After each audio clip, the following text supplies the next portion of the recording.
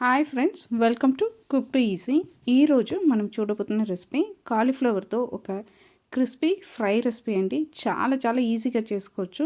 Taste అయితే భలే ఉంటుంది. రండి ఈ కాలీఫ్లవర్ క్రిస్పీ ఫ్రై ఎలా చేస్తామనేది చూస్తాం.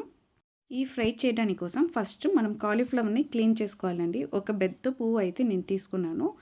ఇలా క్లీన్ చేసి సైజు మీడియం వచ్చినట్టు కట్ చేసి పెట్టుకున్నానండి. ఈ విధంగానే మనం కట్ చేసుకోవాలి. చాలా చిన్నగా కట్ చేసారంటే మనకు ఇది 2 నిమిషం మనము హాట్ వాటర్లో పెట్టి తీస్తున్నప్పుడు ఇంకా దగ్గరకు అవుతుంది. అప్పుడు ఫ్రై చేసినప్పుడు చాలా చిన్నగా అయిపోతుందండి.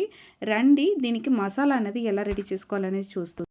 కార్న్‌ఫ్లవర్ పిండి వచ్చి ఒక 3 టేబుల్ స్పూన్ అండి. 1 టేబుల్ స్పూను శనగపిండి, 1 టేబుల్ స్పూన్ బియ్యం పిండి, అలానే కారంకు తగినట్టు ఒక టేబుల్ స్పూన్ లేదా 3/4 టేబుల్ స్పూన్ తీసుకోండి. అలానే ధనియా పౌడర్ వచ్చి ఒక 3/4 టేబుల్ స్పూను, గరం మసాలా తూలు వచ్చి 1 టీ స్పూన్ అండి, పెప్పర్ 1/2 టీ స్పూను, పసుపు ఒక 1/2 టీ స్పూన్ అండి. దీంతోపాటు మనము అల్లం వెల్లుల్లి పేస్ట్ 1 టేబుల్ స్పూన్ తీసుకోండి. సరిపడా ఉప్పు అనేది తీసుకోండి. ఇవి అన్నిటినీ మిక్స్ చేసి పెట్టుకోవాలండి. ఫస్టే వాటర్ వేయకుండా మిక్స్ చేసుకుని తర్వాత మనం కొద్దిగా వాటర్ వేసి చాలా చిక్కగా మనం ఈ పేస్ట్ని రెడీ చేసుకోవాలి. పేస్ట్ అనేది రెడీ అవుతున్న ఈ సమయంలో మనం ఇక్కడ పొయ్యి మీద ఒక గిన్నె పెట్టేసి దాంట్లో వాటర్ వేసేసి వాటర్ అనేది వేడి అవ్వడం స్టార్ట్ అయిన సమయంలో మనము ఉప్పు కూడా వేసేసేయండి. మనం తీసి పెట్టుకున్న ఈ కాలీఫ్లవర్ పువ్వుల్ని దాంట్లో వేయాలండి.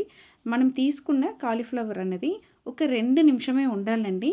ఆ వైట్ కలర్ అనేది మారి ఆ హాట్ వాటర్లో రంగు మారుతుంది.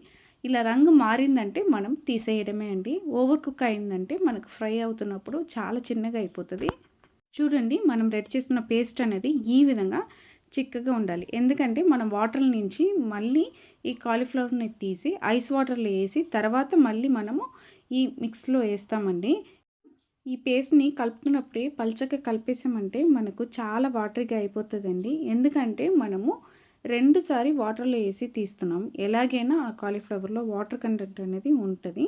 దానికోసమే మనం ఇది చాలా చిక్కగా కలుపుతున్నామండి. చూడండి, ఇక్కడ రంగు అనేది మారిపోయింది. ఈ విధంగా రంగు అనేది మారిన తర్వాత అండి మనం ఈ కాలీఫ్లవర్స్ని తీసి కూల్ వాటర్లో వేయబోతున్నామండి. వీడియోలో మీరు చూసినట్టు ఆ కాలీఫ్లవర్ రంగు అనేది లైట్గా మారి ఉంటుందండి. 2 మినిట్స్కి ఎక్కువ మీరు హాట్ వాటర్లో వేయద్దండి. మనకు అక్కడ ఓవర్ కుక్ అయిపోతుంది.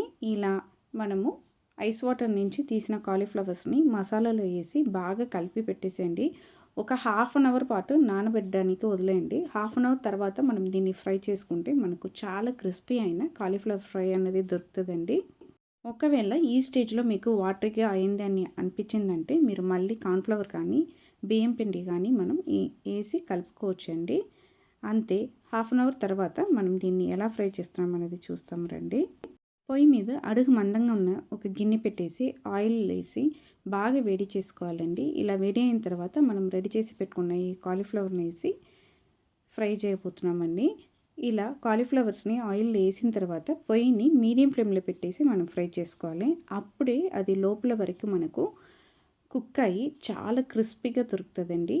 ఈ విధంగా మనకు గోల్డెన్ బ్రౌన్ కలర్ వచ్చిన తర్వాత మనం ఈ కాలీఫ్లవర్స్ని తీసేసి సర్వింగ్ ప్లేట్కి మార్చుకోవడమే అండి. మనం సర్వ్ చేసినప్పుడు ఫ్రెష్ కరివేపాకు కూడా కొద్దిగా ఫ్రై చేసి వేసుకున్నామంటే చాలా టేస్టీగా ఉంటుందండి. అంతే అండి, చాలా సింపుల్గా మనకు క్రిస్పీ కాలీఫ్లవర్ ఫ్రై అనేది రెడీ అయిపోయింది. మీరు కూడా సేమ్ కొలతలతో ఒక్కసారి ఇంట్లో ట్రై చేసి చూడండి.